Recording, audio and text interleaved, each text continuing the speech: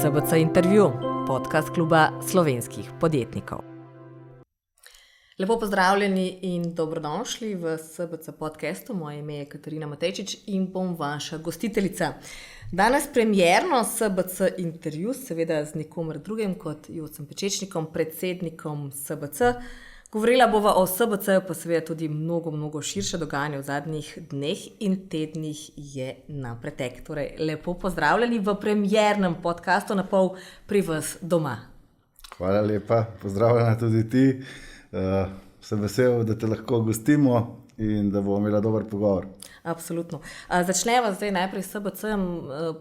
Klub prehaja v programsko shemo 3.0. Kaj konkretno to pomeni, kakšne novosti ta nova različica prinaša? Ja, klub ima že kar dolgo brado, kmalu bo praznoval prvo desetletje. Prehajamo v tako imenovani SBC 3.0, kjer smo do sedaj zagotovili celotno platformo v klubu, kjer imamo vse oddelke za dnevno potrebno delovanje. Sedaj pa se bomo usmerili v programski del, kjer mislimo pripraviti močnejšo in bolj prepoznavno medijsko platformo, ki bo predvsem bazirala na modernih in bom rekel dostopnih medijih širši množici. Začeli smo z revijo, ki je ena velika zgodba o uspehu, sedaj pa se selimo na podcaste, na digitalne televizijska omrežja in verjetno bomo tudi kandidirali oziroma naredili razpis, da bomo sodelovali na kakšni večji televizijski oddaji. SBC 3.0 pa v osnovi predstavlja v bistvu veliko aranžmaja z mladimi.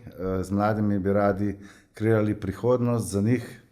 Mi smo vsi nekako v zrelih letih, v zahajanju.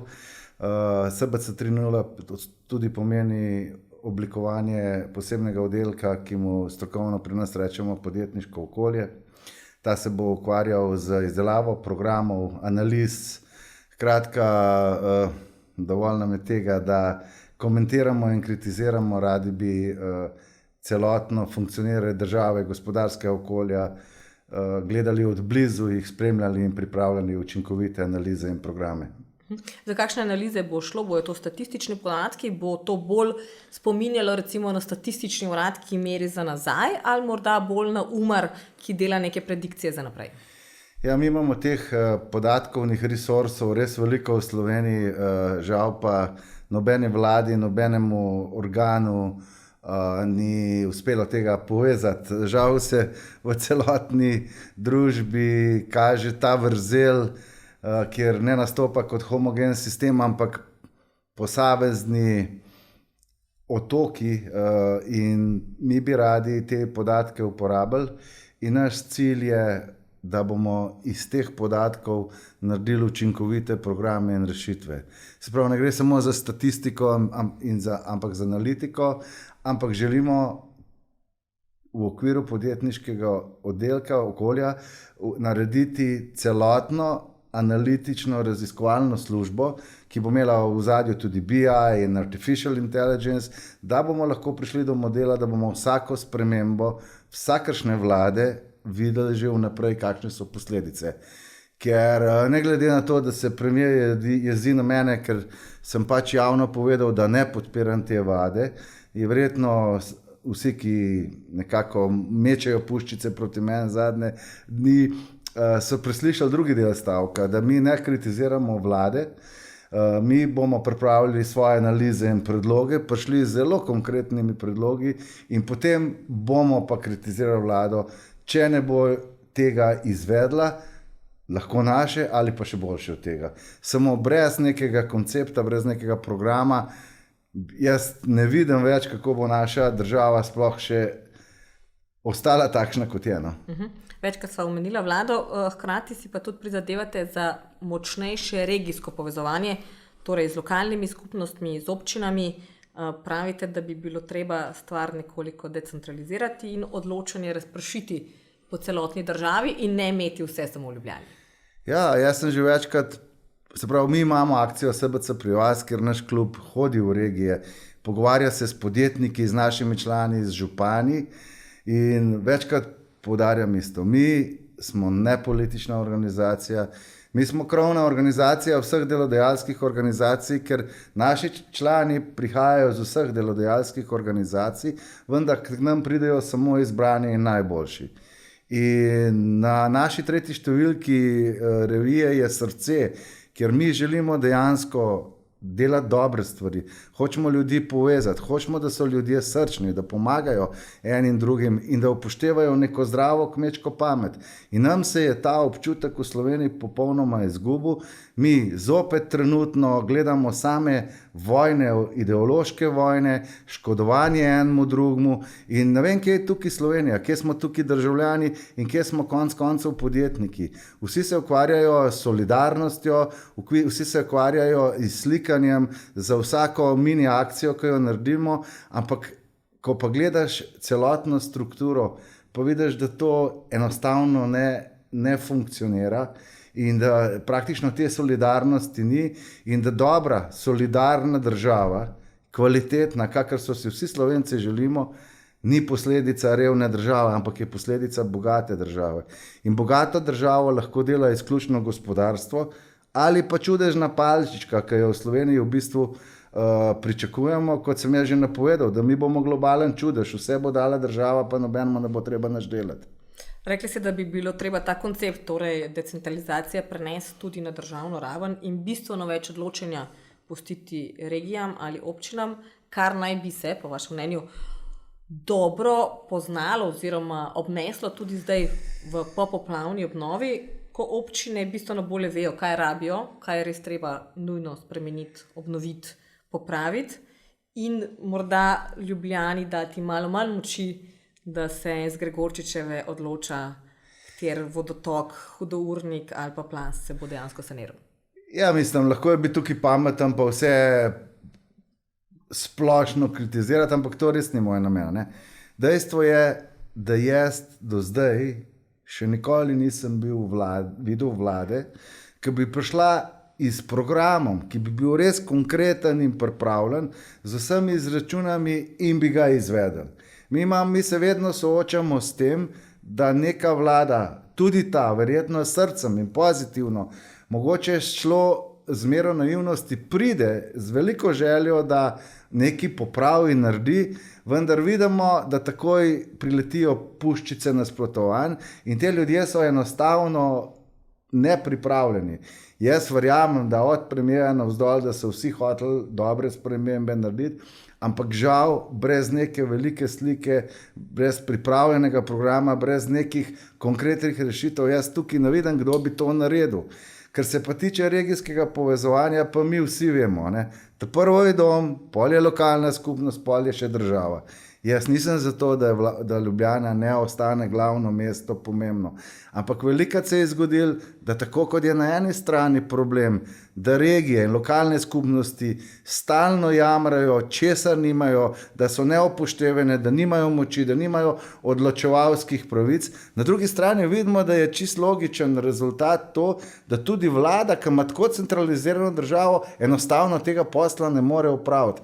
In naš cilj ni zdaj obračati državo na glavo, ampak pa se pogovarjamo iz župani, kjer vsi moramo dodati določeno mero samorefleksije in povedati, da na eni strani imamo preveč občin. Pač mi imamo v času poplave občine, ki niso imele dovolj kadra, da popišejo škodo. Na drugi strani imamo pa v bistvu ljudi, ki bi pa v bistvu radi regijsko razvojno pospešek naredili, imamo pa druge zaplete. In tukaj mi vidimo veliko prednost s tem in tudi pravičnost in tudi solidarnost, če bo Slovenija dejansko razvita homogeno, da bo imela en načrt, ne rabi imeti vsaka mala občina svoje industrijske cone, ker to nam kvari okolja, razgrajuje logistično sistematizacijo. Ampak enkrat bo treba narediti eno mapo, kje bo turizem, kje bojo univerziteta mesta, kje bojo industrijske cone in enostavno prenehati izdajati gradbena dovoljenja, vse posod in brez načrta, zato ker je pač to interes lokalne skupnosti. In tukaj jaz vidim, da ta regionalni razvoj je edino smiseln. Imamo 100 primerov, v Avstriji samo pogledajmo, kako to lepo funkcionira in deluje. In jaz mislim, da je to, sploh ni moja ideja, to je ideja že stara, ampak jaz mislim, da to je edina pot, da bomo mi razbremenili to v bistvu sovraštvo in v bistvu eno negativno energijo, ki se skozi to kjepo vleče iz najvišjih nivojev oblasti. No. Pred kratkim ste zapisali, da bodo poplave v bistvu za trenutno vlado dobre, ker bo za to dočakala konec mandata. So res lahko posledice, pa ne mislimo čist vidika obnove, tako da nosežne vlada ima še 2 leti in pol. Glede na trenutno stanje ne zgleda najboljše, kvečem po poplavi zgleda slabše, kot je bilo prej. Res lahko poplave naredijo tako spremembo? Ja, poplave so nek nepričakovan moment v funkcioniranju neke družbe. Gre vseeno za največjo nacionalno katastrofo, ki smo jo v Sloveniji kdarkoli imeli.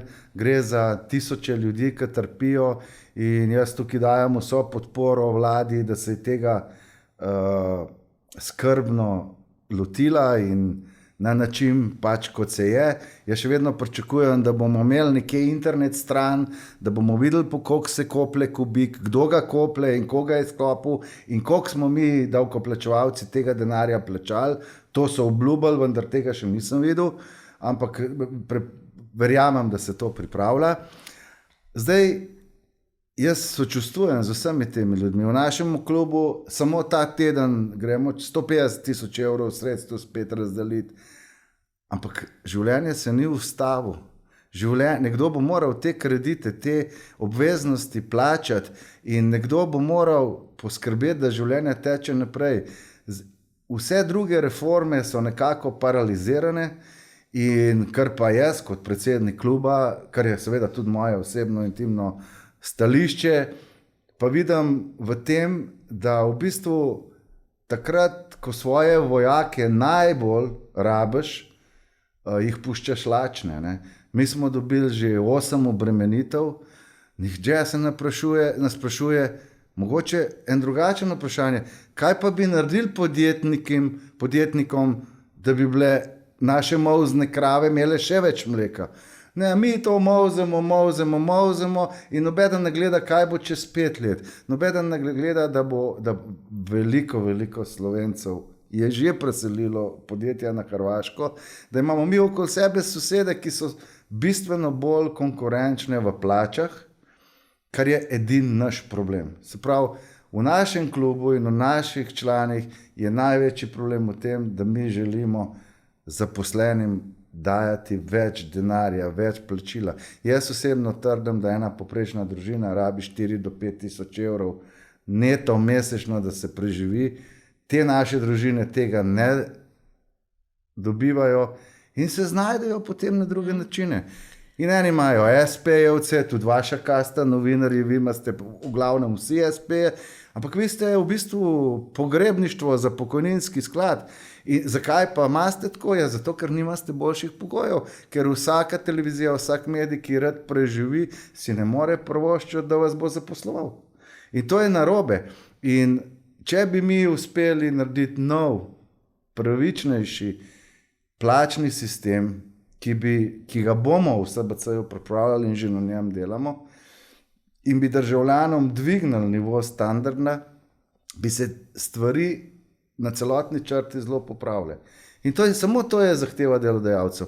Ne more biti pa nehumano obdavčevanje plač naš standard, ker kadarkoli se nekomu podeli 100 milijonov za nevladne organizacije, 6 milijonov za računalnike, kupujemo vse žive avione, ki sploh ne vzletijo skozi naš zračni prostor.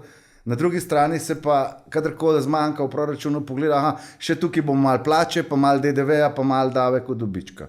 Obljubljali so davek na nepremičnine, zakaj ga ni? Zakaj obstajajo ljudje, ki imajo 30-40 stanovanj, pa jih na Airbnb delajo? Tisti, ki ima preveč premoženja v nepremičninah, ne plačuje davka. Mi podjetniki smo takoj za to, nimamo nobenih težav s tem. Ampak kar se tega tiče, rad bi povedal, da sta samo v našem klubu se stalno pogovarjamo o dveh primerih. Plače za zaposlene više in stabilno podjetniško okolje. Slovenija bi morala začeti sprejemati 10-letne zakone. Ker pri nas, če pogledamo od Pahorjeve vlade, pa pol vse ostale, Šarcova, Cerarjeva, Janša, pa mi smo 10krat vse praktično premenjali, nove zakone in to moraš imeti že prav ekipo od zadaj, da spremlja vse spremembe. Pa da se vrnemo k vladi. Mislite, da bo zaradi poplav dejansko obstala v tem trenutku, iščemo 3 ministre in to ne 3 nepomembne, 2 sta že šla in imamo zdaj nove in predvsem 2 ministrici, torej Bobnarjeva in Šinkova, nista ravno skoparili z morda celo kritikami na račun premijeja. Morda s tem rekonstrukcija vlade še ni konec. Torej, je možno, da taka ekipa zdrži še 2 leti in pol? To je vprašanje za $1 milijon. Jaz to ne vem. Jaz niti to ne vem, kako se je ta ekipa sestavljala. Niti to ne vem, kdo so te ljudje. Ministrico Bobnarjevo, oziroma bivšo ministrico, nekako razumem. Na drugi strani bi bil pa zelo vesel, da bi to povedala takrat, ko se je dogajalo. To se mi zdi malo post festum, lepo, da je povedala. Zdaj so jo pozvali, zato je tudi zdaj povedala. Ne? Se mi zdi malo šel za javnost, ampak jaz mislim, da če bi SBC klub je bil zelo na tarči, ker je zaprosil KPK, da nam da izhodišče, kako zajeziti korupcijo, kako v bistvu izpostaviti transparentnost, odgovornost, integriteto. Ne? In to smo v klubu naredili zato, ker smatramo, da uradnik nikoli še ni podkupil podjetnika, vedno gre v drugi strani. In če bomo mi naše članstvo poskrbelo, da se ta vpliv širi po Sloveniji, bo tudi lažje državi. Ampak na drugi strani pa takšne ekscese, ker to so v bistvu že nasilja, to sploh ni več, bomo rekel, nekulturen dialog. Jaz mislim, da vsak politik mora to v bistvu povedati, to ni prav.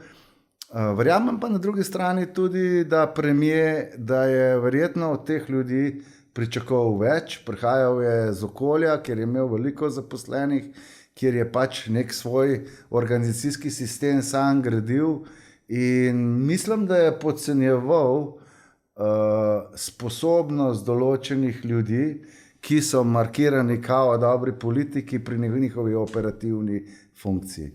Sposobnost dela ali morda tudi sposobnost poslušanja, glede na to, kaj je recimo nekdanja ministrica Bobnarjeva rekla, da predvsem velikokrat niso bili zadovoljni z nečim, kar je bilo naročeno, pa ne narejeno. Morda tudi s premalo poslušnosti, kar pa ni nujno vedno dobra stran ministra. Jaz v bistvu poslušnost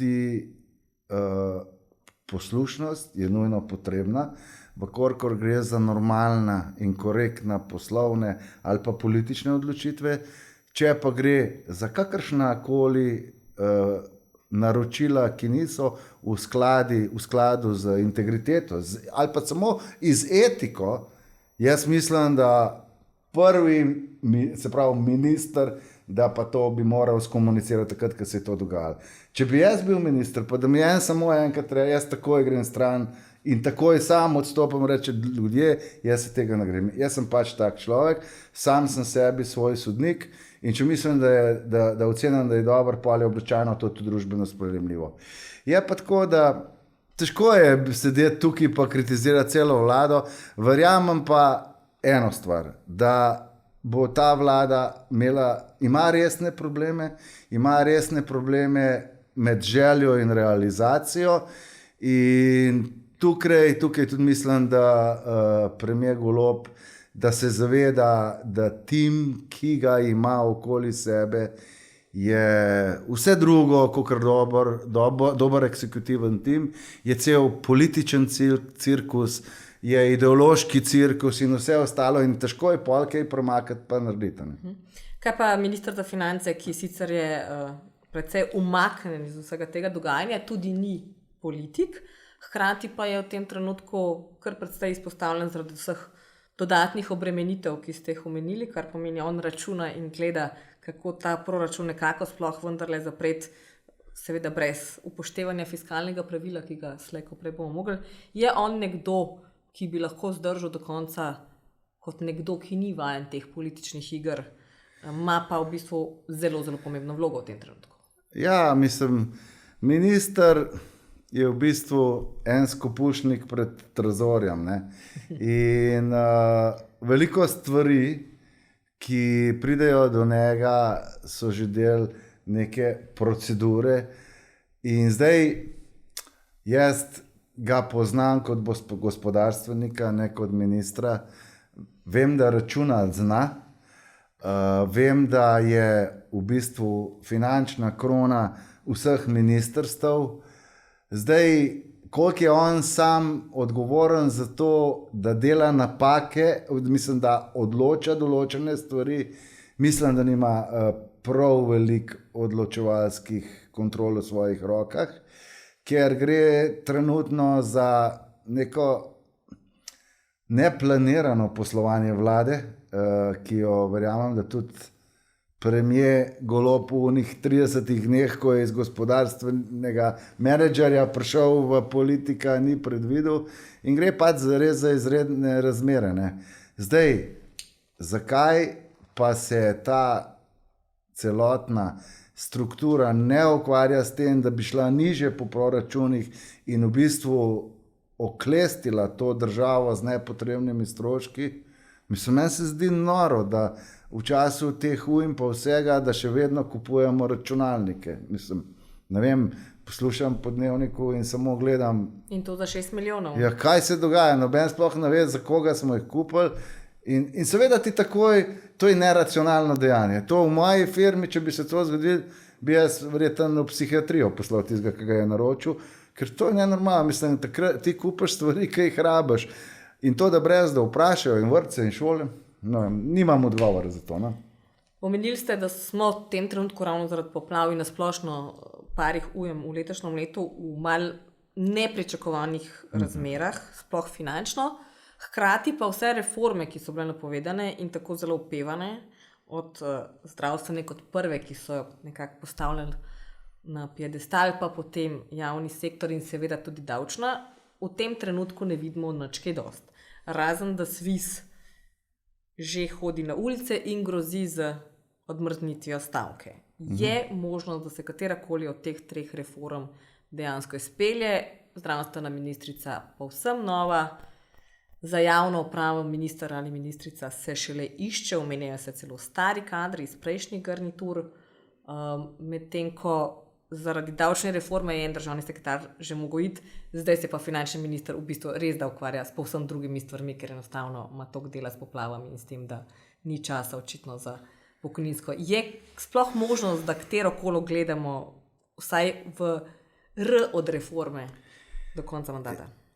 To meni tako, vse to me spominja, da sem šel na letalo in smo vzleteli in zdaj smo, ko že letimo, ugotovili, da imamo za servisirati motor, pa bencin moramo naliti. To je zdaj v bistvu ena situacija, ki po moji oceni je teoretično nemogoče, da bi se uredila. Ne? Pa ne mislim res nobenega žal, ker sploh ne govorim o osebah, ki bi mogle to izvesti, ampak meni se to zdi teoretično nemogoče. Zato, ker je toliko odprtih komponent, ki zahtevajo celovite rešitve, da jaz sem 30 let podjetnik, v 133 državah sem delal izvoz in posle, jaz se ne bi upal zdaj to rešiti. Če bi jaz, itak nimam nobenega namena nikoli v politiko, ker me to ne zanima, ampak če bi jaz pa slučajno kdaj v preteklosti imel to željo, pa jaz mislim, da bi se na tak dostop do političnega stolčka, kjer praktično odgovarjaš in kreiraš usodo za 2 milijona državljanov, ki so tvoji sorodniki, prijatelji, ki so tvoji sodržavljani, ki skupaj navijamo za košarko, za odbojko, Pa jaz mislim, da bi se z ekipo 30 ljudi vsaj 3 do 4 leta pripravljal. Da bi se upal. Dvigati roke in počakati na konc mandata in upati na najboljše, ali kaj? Ne vem, jaz sem že premierju povedal, da v našem klubu smo pripravljeni pomagati.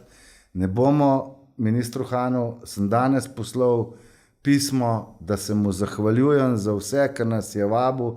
Res smo imeli konstanten dialog, več kot 15 sestankov, povabljeni smo, človek se trudi, vendar mi nimamo časa izgubljati časa, ker od vsega, ker smo se pogovarjali, vseh predlogov, ki smo dajali strani SBC, se ne zgodi nič. Se pravi, škoda tratiti čas njemu in sebi. Mi smo nekako zdaj za reko in gledamo, kaj se dogaja, in ta čas bomo izkoristili za to, da bomo pripravljali neke rešitve v upanju, da bomo čez leto ali 2 lahko prišli k nekomu pa rekli, lejte, tole je treba narediti. Ne? In jaz sem tudi premierju povedal v zadnjem srečanju, da mu bom poslal določene predloge takoj, ko bomo pripravljeni, in to je naša strategija. Je pa iskreno povedano, imajo težek del pred sabo. Ne?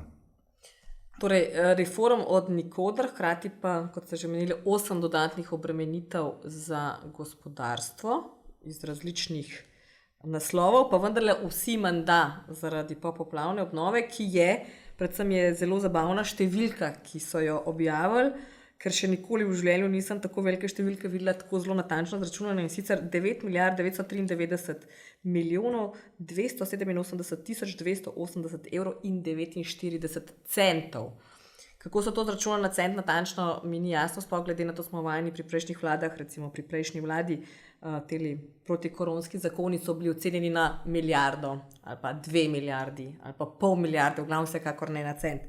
Bodo s temi novimi obremenitvami naredili več škode kot koristi, ali bo dejansko preteklo dovolj denarja, da se vsaj en del telih 9 milijard in tako naprej posanira? Notar so, pravi opozicija in kritiki, tudi stvari, ki tja ne sodijo, oziroma so bistveno precenjene, recimo, ne vem, odvoz onesnaženega blata in podobno. Ja, jaz imam zelo veliko pomislekov okoli tega, zato ker je tukaj zopet odpovedala v bistvu zdrava kmečka pamet. Ne. Zdaj, taka sanacija bo trajala desetletje, sigurno. In zakaj bi jaz zdajle ocenjeval končno škodo in zadolžil državo za celoten znesek, če sploh še ne vem, kakšna je realna škoda. Zdaj, če je to bilo pripravljeno z namenom, da se škoda, posledica škode in pa sanacije za preprečevanje nove škode vse da v en paket in bo praktično Slovenija prenovljena, ko bo to zaključen, in da je to povezano z nekimi strateškimi interesi, da bomo dobili financiranje, da si bomo tudi iz Evropske unije, pol to celo podpiram. In v bistvu je vedno fajn pripravljati malo večji paket, pa ga pol rezati. Sam, ko pa pol poslušam ministra Šarca, ki reče, lejte, dolg bomo pobrali, pa če ga bomo porabili, ga bomo, če ne bo pa že kaj. Če ne bo šel pa za resničnostni šov z vojaki. Ne? Ja, sej še kaj drugega tam tudi okoli letali in vsega se marsikaj dogaja. Ampak ni moja želja, da jaz zdaj napadam vlado in te ljudi. Jaz mislim, da te ljudje so v politiki, imajo svojo odgovornost, državljani jih gledajo in merijo in vsak bo nosil svoje posledice. Sigurno smo pa in v klubu in državljani začeli pa razmišljati tudi o tem, da bomo v bistvu targetirali ljudi, ki so pospeševali in porivali določene ukrepe, ki bojo imele dolgoročne negativne posledice, in nobeden ne bo šel v svoje obveznosti. To pa mi obljubimo. Pa lahko gospodarstvo sploh nekako požre vse te nove obremenitve, glede na to, da se razmere sploh v Evropi zaostrujejo, inflacija ostaja izjemno visoka in nikakor se ne približuje ciljnim 2%. V Sloveniji pada tako rekoč vse razen trga dela, kjer so številke še vedno izjemne in posledično tudi plače, pa vendarle industrijska proizvodnja, poraba energije in elektrike. Vsi znaki, ki kažejo na ohlajanje, so absolutno jasni. Je možno v takih zaostrenih razmerah dati gospodarstvu še dodatnih 8 obremenitev, ne da s tem dejansko spodbudiš neko recesijo, ne da spodbudiš sivo ekonomijo, ne da spodbudiš še dodatno korupcijo, torej da ne povzročiš več slabega kot dobrega. Ja, to je zgodba, ki smo jo že velikokrat se pogovarjali. Se pravi, še enkrat, če hočeš imeti srečno, kakovostno socialno državo, mora biti ta bogata. Zdaj, kar se tiče novih davkov, pa obremenitev, pa recesije, ki se že dogaja, moramo mi se zavedati, da je Slovenija kar pretežno odvisna od nemške industrije. Ta pa je že dalj časa v recesiji in vsak mesec se poglablja. Zdaj pride še udarec z električnimi avtomobili. Potem vemo, da smo mi že lansko leto decembra povedali, da od marca naprej bo Evropa šla eno novo pot. Pa zdaj nimamo steklene bovle, ampak pač to so stvari, ki so se zgodovinsko že dogajale, in če ima Nemčija upad naročil, imamo vsi upad naročil in v bistvu posledično vse podsistemi ima upad naročil. In kar se tega tiče, je meni to je predvidljivo, to se dogaja, vendar nas skrbi čist nekaj drugega. In bom odgovoril samo z enim stavkom, se pravi, med tem, ko Hrvaška niža že tako bistveno manjše obremenitve na plačo, jih mi višamo. In mene skrbi, da se bo zgodilo to, kar se je zgodilo z avtomobili, ko so uvedli davek na luksus, ko smo mi po Ljubljani kar enkrat opazili, da je pa pol Ljubljane in pol luksuznih avtomobilov tujcev. In kar naenkrat smo v vseh restauracijah videli same tujce. In ko je naslednja vlada to spremenila in normalizirala davke, smo videli, da so določeni predstavniki Fursa javno povedali, da se je v budžetu zbrali več denarja.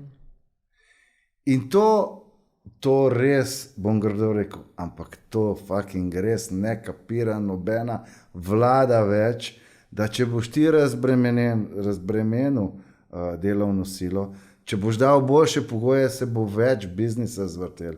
In nobenega politika nisem še nikoli slišal, tudi v tej vladi, ne, da bi mi govoril, kakšni so ukrepi zdajšnje vlade, da se bodo prihodki države in income gospodarstva povečali. Ker ti lahko samo dve stvari narediš. Ali obstoječi volumen, ki ga gospodarstvo ustvarja, kot blat na škornjih obrmiz, da ne bo več mogel hoditi, ker mi smo že tam, mi ne moramo več hoditi, ali pa zvečaš volumen ekonomije na način, da pripraviš strateško dobre rešitve, da se davčne v bistvu sistematizacije vplivajo na profitabilnost v proračun. In zato smo se mi začeli ukvarjati s plačami, ker mi mislimo, da bi morali imeti čist drugačen stimulacijski faktor. Jaz se strinjam s Svizom in z vsemi sindikati, da bi morali imeti plače večje. Ljudje ne morejo s tem živeti. Ljudje, ki zaključijo fakse, vzgojiteljce, ne morejo s tem živeti. Jaz se s tem strinjam. Samo kako bomo to naredili, je pa druga stvar. Govorimo o solidarnosti. A je to solidarnost, da ima nekdo na 1000 evrov 70% prispevkov, se pravi je bruto 2700, bruto 2 za tistega, ki ne ve, kaj je to. To je strošek delodajalca, da izplača plačo 1000 evrov, je 1700 evrov. Če imaš pa ti plačo 10 000 evrov, je pa 27 000. Se pravi, med temu, ki mu oni rečejo, ne vem kaj, že bogataš, kapitalist, ne vem kaj, pa temu ni solidarnosti. In ta besedna zveza, da tisti, ki več plačuje, tisti, ki več zasluži, mora več plačati. Ja, če bi on plačal na 1000 evrov, 70% bi bilo 700, če bi pa ta na 10 000, bi pa 7000. Spravo on avtomatsko več plača, ampak on ne, on plača mnogokratnik tega, on plača 17 000 evrov in zato teh plač ni, v gospodarstvu teh plač ni, to so samo v državnih podjetjih so take plače, kjer tam ljudje delajo in so zaposleni, jih briga za strošek njihove plače, ker itak ga plača država, v zasebnem sektorju tega ni. In tukaj je naš problem, ker postajamo nekonkurenčni, ker mi, če hočemo dobiti dizajnerje, programere, IT arhitekte, AI arhitekte, skratka kader, ki je danes aktualen, da je gospodarstvo konkurenčno, njihove plače se pri 7500 evrov neto pričnejo. In oni so tisti ljudje, ki ustvarjajo delovna mesta. In mi to zgubljamo, v avtobusih se vozijo na Hrvaško. Resno govorimo, v avtobusih ljudje odpirajo tam in ljudje se prezaplusujejo v Hrvaško, kar je nonsense. Kar pomeni, da bomo mi prišli do tazga krča, da bomo ne samo škorne merili blata, ampak tudi noge. In takrat bo pa res problem, kako to vrniti nazaj. In tudi zaradi tega so delodajalci že pred nekaj meseci zapustili ESS in pogajanja, zdaj so se sicer po zakonu o delovnih razmerjih začasno vrnili, pravite, da to ni socialni dialog, ampak da je socialni monolog. Predvsem pa, ali se vlada v teh pogajanjih zaveda, da je hkrati tudi daleč največji zaposlovalec, ker zaposluje celoten javni sektor, kar pomeni, da je še kako pomembno, kako ti obračunavaš plače, kakšen dodatek daš, kako se nočno dela in podobno. Hkrati se vedno zdi, da na koncu, kljub temu, da je vlada v bistvu delodajalec, hkrati zmagajo sindikati. Vedno so bolj zadovoljni, vedno pridejo po pogajanjih bolj nasmejani, medtem ko delodajalci še vedno nezadovoljni in pravijo, da se ne bodo vrnili, dokler jim ne uslišijo saj v enem manjšem delu. Ja, mislim, jaz sem zelo razočaran nad delodajalci. SBC ni v ekonomsko-socialnem svetu. Mi smo dali prošnjo, ker je tam še eno sedež prazno. In Ministrstvo za gospodarstvo nam je prošnjo odobrilo, vendar po statutu se morajo delodajalci strinjati, da smo mi zraven in se niso. Kar pomeni, da je že tukaj med delodajalci sami ena meni nejasna politika, niti mi niso jasni cilji, zakaj so to naredili. Verjetno so se bali mene, ker jaz bi se verjetno iz sindikati in z vlado bistveno bolje pogajal.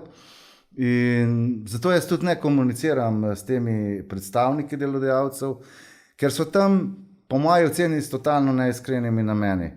Ali pa se ne znajo pogajati, ker jaz mislim, da se oni morajo vsi zamisliti pa pogledati, ali so sploh primerni, da predstavljajo delodajalske organizacije, če se 3-4 leta niso spogajali nič. Da ne govorim, da niti socialnega, nič se nismo spogajali in mi smo tam, mi nismo, ampak oni so tam delodajalski klovni, kjer jih sindikati in vlade uporabljajo za šov, nič se pa nič ne zgodi. In zdaj, a bojo oni šli tja, ali vse nam je čisto vse, saj meni osebno, itak se ne bo nič zgodil, ker tak sistem v grupnem pogajanju, brez nekega dogovora, kot prvo sindikati in delodajalci bi se morali prvi sami pogajati med sabo. In ko se stvari pridejo do neke točke, bi se morala vključiti vlada. Jaz tudi naše sindikate ne razumem čisto dobro, nekaj sem jih spoznal, ampak niti nimam jaz, kot sem rekel, nekih političnih ambicij, da bi jih bolj spoznal, ampak gre za to, da sindikate, kot jih jaz poznam iz Amerike, iz Nemčije, oni so tako neka plačana deklica med državo pa delodajalci. Kadar država nabija in nas in zaposlene, bi morali biti z nami, kadar pa mi, bom rekel, zatežimo z nekimi svojimi forami, bi morali biti pri državi. Jaz naše sindikate še nikoli nisem videl v dialogu z delodajalci In imam občutek, da vsi, ki pridajo za to, pa ne samo sindikati, tudi delodajalci, ki sem jih že tako pokritiziral, zato, ker potrebujejo kreganje, nasprotovanje. Mislim, da sploh je nemogoče tukaj najti kakšno dobro namerno rešitev, ki bi nam pomagala. In če se ne bomo začeli ena na ena pogovarjati in prihajati ven s predlogi, jaz sem tudi premierju svetoval, sem rekel, premijer, jaz se ne bi tako pogovarjal, jaz bi pozval sindikate in delodajalce, naj dajo svoje zahteve. Če me bi kdo posluša, pa če bo skopiral to, kar zdaj govorim, bom najsrečnejši. Vsak naj da svoje zahteve, naj da predloge, ki imajo rep in glavo, in jih uskladimo. In sigurno bo od 100 predlogov se jih 5 najdel takoj. In take predloge bom jaz v naslednjih mesecih začel v SBC-ju pripravljati in jo bom pošiljal v vladi. Ali bo to Golob, ali bo to Janša, ali bo Tonin, meni je vseeno. Mi delamo zato, da bomo imeli stabilno okolje za delo in da bojo ljudje imeli več denarja. To je naša edina agenda. Kljub temu, da imamo v tem trenutku v bistvu, kar sva že rekla, veliko problemov, ogromno izdatkov, vedno manj prilivov, fiskalni svet je vsak mesec bolj nezadovoljen, večina stvari po poplavah ni bila rešena, spet dežuje, se sploh v zadnjih tednih, v bistvu že od poletja, ukvarjamo z nekimi takimi precej majhnimi aferami. Začel se je z New Yorkom in s 33,000, kar se meni osebno ne zdi problem v znesku, malo se mi zdi problem, zakaj je bil ta denar porabljen in ali je bil od tega kakšen učinek. Potem se je pa sploh v zadnjih dneh nadaljevalo z računalniki za 6 milijonov, pa z Darsom, prilagojenimi razpisi, pa Šarec in njegov resničnostni šov.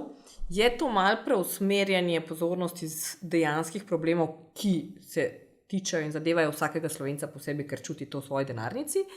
Gre to za nek obračun med opozicijo in koalicijo, kdo koga nekje najde v nekem papirju, pogodbi in na nekem posnetku. Kaj se v bistvu dogaja v tem obdobju? Zakaj se ukvarjamo z vsem tem in ne s tem, kar je dejansko pomembno? Mislim tako, če zdaj čisto iskreno odgovorim, ne? To je v bistvu za zjokati. Mi smo v bistvu imeli tako lepe momente v najhujših trenutkih po ujmi, kjer se je enkrat je kar upanje ven prišel. Cela Slovenija je stopila skupaj. Ni bilo važno, je Unka Lopato, je bil Janševc, je bil Svoboda, briga nas. Mi Slovenci moramo to ideologijo dati na stran in poskrbeti, da bomo dobro in varno in srečno živeli. In te ljudje rabijo en drugega, da nas kregajo. In jaz ne bom komentiral te spine po televizijih, ko vsak svoje medijske kremble obrača en proti drugom, ubogi ljudje, ki pa to ne spremljajo, pa pač to ne štekajo in pač kdo ima boljšo marketinški spin, tisti bolj prepriča, da ne bom kaj grdega rekel, ljudi. Ampak to ni prav. Te ljudje so izvorni, da delajo v dobro ljudi in oni bi morali biti bolj tiho, manj se pojavljati, pa več narediti. Zdaj, kaj je problem 33,000 za New York? Meni to ni problem. Če bi jaz bil premier, bi moji ministri vsi v biznis klasu potovali in bi bila verjetno ta račun 50. Samo bi to povedal naprej. Povedal bi, da minister reke delati, da hočem, da je spočit in hočem, da ni kot klošar v zadnji vrsti na avionu minister slovenske vlade, tam, ki so varnostniki od Madžarskega, ki v first klasu potuje. Ne? To je prva stvar, to je ena logika. Druga je pa logika, zakaj je pa ta gospodična, če je to res, jaz se upravičujem, če ni, parala cel kartel svojih prijateljstv pa sodelal zraven. Pa še moža. To jaz se ne spomnim, da bi mojih zaposlenih, pa smo imeli približno 30,000 letov v 30 letih, se ne spomnim, da bi kdo punco ali pa ženo sabo vzel na službeno pot, pa bi mu jaz pustil. To se mi pa ne zdi v redu. Tudi to se mi ne zdi v redu, da podjetnike zategujemo za davke, na drugi strani se pa matrajo, da porabijo denar za inštitute in nevladne organizacije, ponavljajo razpise. To niso v redu stvari enostavno. In ker se tega tiče, jaz nisem tukaj sodnik, da o tem odločam, meni se sam to ne zdi prav. Mogoče se je ministrica zgledovala po premijeju in njegovih poteh v družbi. Ja.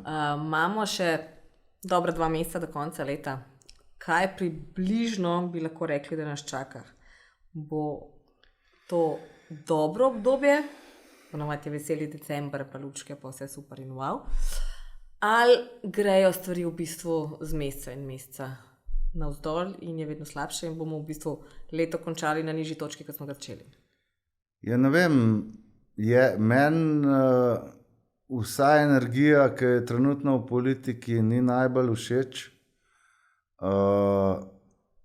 Imam občutek, da ljudje, ki so se nekako zaobljubili Golobu, niso več v tem moodu, da odhajajo, da ga puščajo samega. A je to kriv on, a so to njegove sodelavke in sodelavci kriv, jaz ne vem. Samo mislim, da če so bili ekipa, če so obljubljali, da včasih je treba tudi kaj potrpeti, ne na vsakem makadamu skočiti iz avta in pač razumeti, da je premier pod pritiskom. Če pa je to nasilje, če so grožnje, če kdo drug za premijerovim hrbtom z njimi vpleta, pa ne to javno povejo. In drugače pa jaz mislim, da je treba ta moment stisniti in narediti čim več dobrega za državo. Če pa to tako bo, pa res ne vem, ne bi niti komentiral. No. Bomo leto dočakali oziroma zaključili z vsaj približno tako vlado ali se nam obeta še kakšen resen premik? Glede na to, da zdaj so tudi nesoglasja znotraj stranke na relaciji predsednik-podpredsednica. Mislim, to je hudo. Jaz ne vem, če je to, ker zdaj mediji spet navajajo, eni in drugi in tretji, pol, če se bo to razletel zdaj kot mehurček, to ni nič dobrega. Ne? In jaz bi rad videl, da ta vlada dokonča svoje delo, da ne bo zdaj spet druga prišla, ki bo spet 3 leta govorila, kaj je prejšnja slabo naredila. Jaz mislim, da jo treba podpreti. Jaz tudi pozivam vse njihove člane, da zdaj, če so zmagali, če so bili take face in da je bilo vse tako lepo in prav, da je zdaj treba potrpeti in to narediti. Torej prevzeti neko odgovornost. Ja, prevzeti odgovornost, pomagati premijeju, ker on sam vsega ne more. In pač premier naj si zamenja zaradi mene še 100 ministrov, mene to ne moti, jaz stalno zamenjam ljudi okoli sebe, če jih ne morem kontrolirati oziroma voditi, ali pa če ne opravijo dela, za katerega sem jih pripeljal. Se pa res ljudje ne grebejo za ministrska mesta, to je to. Ja, sej je vprašanje. Verjetno bo kakšen podcast zanimiv tudi narediti o tem, kakšen je profil človeka v Sloveniji, ki se upa jeti ali pa želi jeti v politiko. Bomo rekli, kar želi, ker mislim, da tisti, ki vsaj malo razmisli, jaz ne bi nikoli šel na mesto premierja Goloba. Jaz tega ne znam, nisem pripravljen.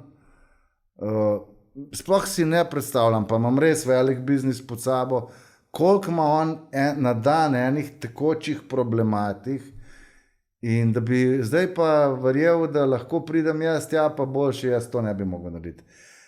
Zato me to niti v sanjah ne zanima. Sem pa, če kaj lahko v teh letih, pa na tem mestu predsednika pripomorem, je pa to, da naredim predloge, ki bodo tako natančni, z vsemi vplivi na mikro in makroekonomijo, da jih bom lahko javno zagovarjal proti vsem ekonomistom, ki bi mi šli nasproti. To je moj cilj. Je pa res, da do zdaj nobena vlada ni bila prav zelo odprta do tovrstnih predlogov. Ne. Predlogov je vedno strani gospodarstva veliko, upoštevanih običajno malenkost ali pa celo nič. Ja, to je pri nas ta nek trans ljudi, ki pridejo na vodilna mesta. Tako, jaz jih poznam, pol grejo v politiko, ratejo bogovi, pol, ki jih ni več tam, pa pridejo v službo prositi nazaj. In tako se mi zdi, kot da ljudem v bistvu dobijo klic iz višav in se odlepijo od realnosti In zdaj, če greva spet nazaj na začetek, na zdravo kmečko pamet.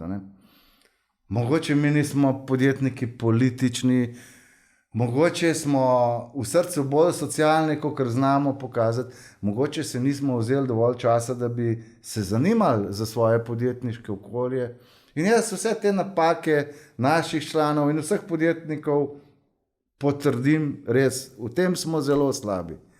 Ampak siguren pa znamo delati in zaslužiti denar, znamo pa skrbeti za svoj dom, za svoje okolje, za naravo, za svoje zaposlene in za svojo lokalno skupnost. In vsak naš član ima stotine teh zgodb, od gasilcev, športa, šole, vse živo počnemo. Ampak nihče nas z vraga še ni nikoli prišel vprašati, poslušajte, kako bi pa vi to naredili, da bi bili v našem proračunu več denarja. A si predstavljate, da 10.000 podjetnikov da eno dobro mini idejo, pa da jih eden v Excelu skupaj izbere, pa se imamo rešitve, jaz, ki se kle v klubu pogovarjamo, pa to je non-stop ljudi žre, da je naša država tako skregana, da smo v tako absurdnem stanju, da nam na televiziji stalno malajo, da smo vsi med sabo skregani. V praksi tega ni. Mislim, saj jaz ne vidim. V politiki, v državnih podjetjih verjetno mesanske klanje, kjer eni drugi potiskajo leve in desne za privilegije, za naročila, za službe. Med nami tega ni. Mi delujemo normalno, pomagamo si in ne predstavljam si, zakaj ljudje, ki tega ne znajo, se ne rabijo upoštevati, samo vprašali bi. Mi pridemo na floskole, na gospodarska ministra, že z naprej pripravljenimi zakoni, ki nimajo repa in glave, ki streljaš ovco, pa ubiješ 3 krave od zadaj. Takšne so naše rešitve. In mi ne moramo hiše zidati parcialno, ampak moramo imeti generalni načrt. In mi včasih začnemo zidati prvi štuk, pa gremo navzdol, včasih od leve proti desni, ko pa nova vlada pride, pa vse podre, pa novo na novo. In to je nekaj, kar je po moji oceni najbolj problematično. Najlepša hvala za to, da ste bili seveda naš prvi gost v premiernem SBC podcastu, SBC intervju. Seveda je bil samo premierni, nikakor ne zadnji. Tako da srečno, hvala in upajmo seveda, da bo kdaj kakšen politik kaj tudi poslušal, ne samo govoril. In vprašal. Hvala tudi vam. SBC intervju, podcast kluba slovenskih podjetnikov.